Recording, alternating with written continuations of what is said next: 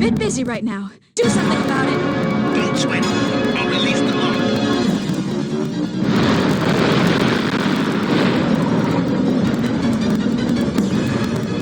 Dino Crisis needs a remake, desperately, and as soon as possible. With the reveal trailer of Resident Evil 4 Remake, I felt like it's time to talk about one of the classics of PlayStation and Dreamcast, the first Dino Crisis. Developed by Capcom's one of the finest game director Shinji Mikami, who is also the director of original Resident Evil titles. As one of the latest games of PlayStation 1, I'm sure lots of people were in love with Dino Crisis back then.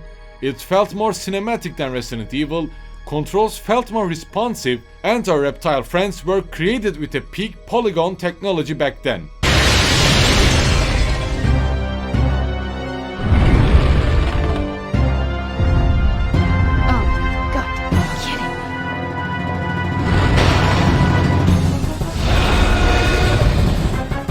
As a person who is still in love with PlayStation 1's polygon aesthetic visuals, I think I can clearly say that I love Dino Crisis more than I did Resident Evil back then. To be more precise, I started digging into the world of Resident Evil with Leon and Claire and got wrecked with Nemesis, but here by Dino Crisis, I felt like Arnold Schwarzenegger fighting against a predator. Maybe because of that, I never defined Dino Crisis as a survival game. I never felt that survival aspect when I was a kid, and neither now. But then what is Dino Crisis? Just that I didn't feel the survival elements doesn't mean that I would deny those elements. So Dino Crisis for me is an action, puzzle, and yet a survival game. Definitely not a horror one, especially compared to the Shinji Mikami's other works. Also, as a side note, be sure to subscribe, like, and follow me on Twitter for more.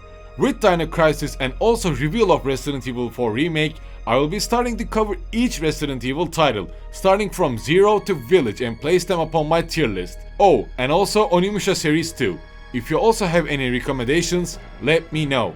Back to Dino Crisis, we play as a special agent called Regina and trying to infiltrate a science military facility on Ibis Island to find Dr. Kirk. Dr. Kirk is notorious for his military science projects and reported dead previously. In order to find this not so dead Dr. Kirk and take him back, we find ourselves in the outskirts of this facility with the squad leader Gale and our partner who does nothing but play with computer all day, Rick. Just like by original Resident Evil titles, Regina also has a character. She speaks, she runs, and she shoots.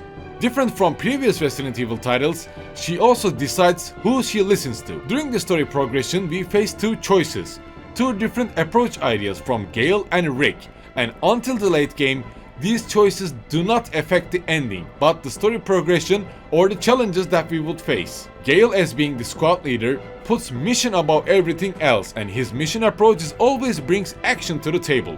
Rick, being calmer and with "we need to get off this Jurassic Park" approach, presents more puzzle solving, Resident Evil-like inventory and key item management and pathfinding kind of progression. Gale can also be summarized as Hank from Resident Evil series. He doesn't have any time with Rick's bullshit, doesn't have also time with Dr. Kirk's bullshit, want to get this mission done and go back home. Since my childhood, I was always on Gale's side, and this also didn't change by my last run. Whatever Gale did, I approved and everything worked fine. And I think there is no reason to mention it, but Dino Crisis is Resident Evil with dinosaurs. As the characters approach this facility, we don't know about dinosaurs that appear within that facility, and of course, characters are shocked and then panicked when they see these cute reptiles. Well, the game itself is called Dino Crisis, so why the surprise, right?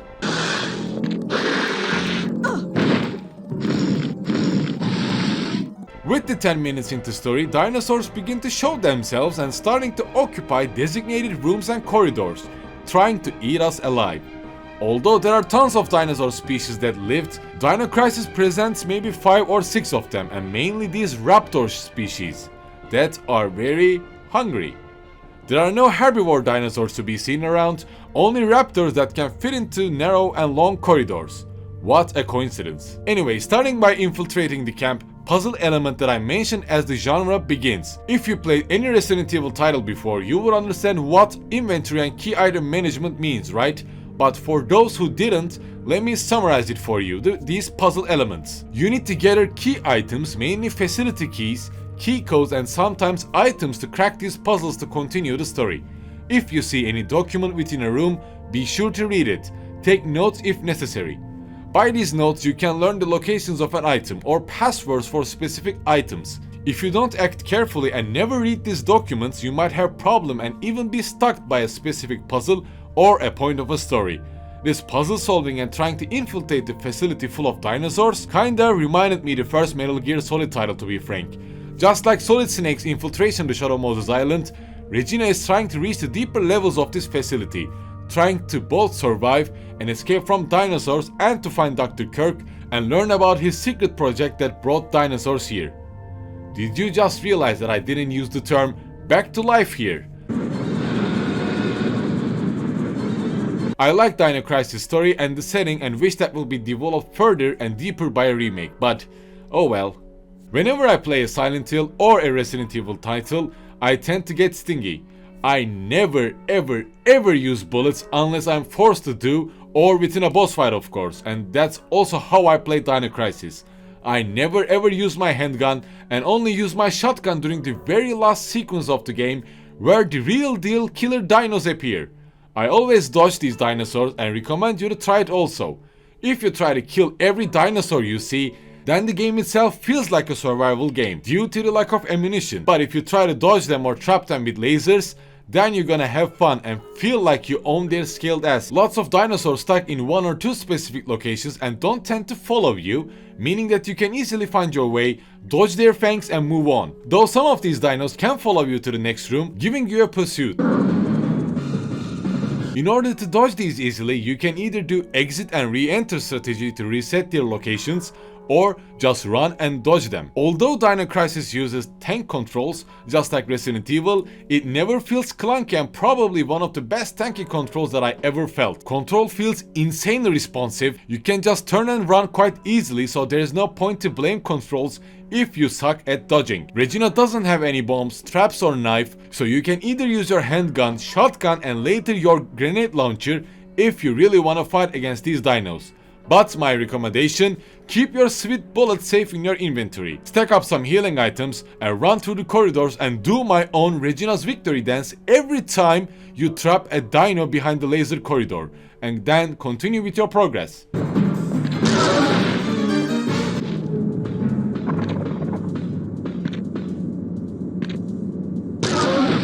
Item mixing choice is also here, tad bit similar to the Resident Evil's herb mixing. We can now mix healing items, medkits and other supportive items to create new items or make them stronger. For example, by mixing medium healing kits, you can achieve medium kit plus, which heals and also stops the bleeding. By multiplied, you can multiply the items you have or create your own either poisonous or sleeping darts to use on the dinosaurs.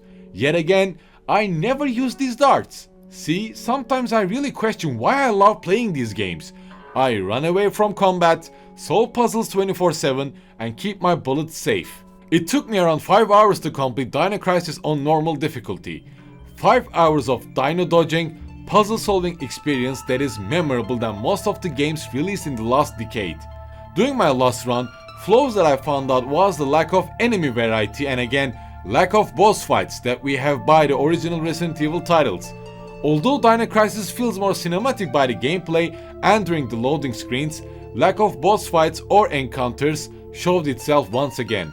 Dino Crisis is indeed a classic that needs a remake quite similar to the Resident Evil 2 remake if I were to choose, or more like a Resident Evil Village approach with FPS playstyle, which I would also accept. Dino Crisis has the potential to be quite scary and to present these survival elements, but either I already turned into a veteran or it wasn't good enough. Dino Crisis is a must-play experience and a unique concept that needs to be resurrected.